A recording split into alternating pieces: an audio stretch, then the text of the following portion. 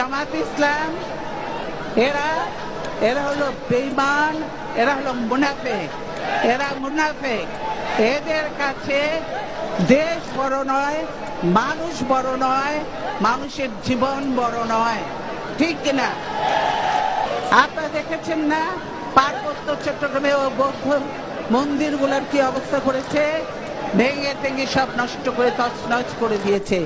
হিন্দুদের মন্দিরে যে আক্রমণ করে মন্দির ভাঙে, মূর্তি ভাঙে, তাদের অলংকার চুরি করে। ওয়াজে আসছেন নাকি? মাঠটাকে রাজনৈতিক মাঠ কেন বানাইলেন? আজকে একটি দলের লোক একসাথে উঠে গেছে, এই ভণ্ডামিটা করে তারা কিন্তু তাদের ধ্বংস রাখতেছে। এই কাজগুলো তারা পল্টনে করতো। আগে বেগম জিয়ার বক্তব্যের আগে দলীয় লোক চলে যেত, তখন আফসোস করে খালেদা জিয়া বলছিল এরা মুনাফিক, সব জায়গায় রাজনীতি করতে নাই। আমার কাছে আগেই খবর পৌঁছেছে যে কি হবে, কারণ আমাদের কিছু হক কথা কিছু মুনাফিকদের গায়ে লাগতেছে।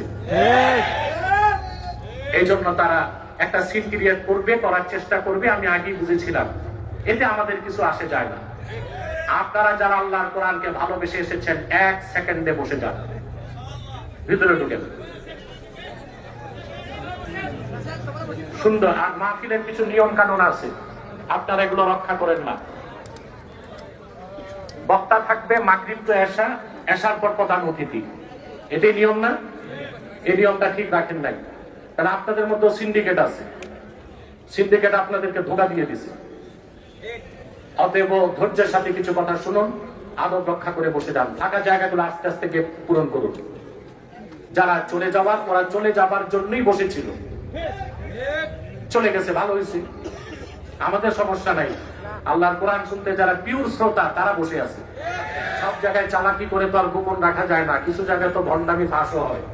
আপনারা যারা এসেছেন আজকের এই মহতি মাহফিলে, এখানে আসার পিছনে পার্থিব জাগতিক আর্থিক রাজনৈতিক কোন স্বার্থ আছে? আছে আপনাদের? যাদের ছিল ওরা তো গেছে, কথা বলেন, আপনাদের তো নাই। আমরা আসছি আল্লাহ তার হাবিবের সন্তুষ্টি অর্জন করার জন্য।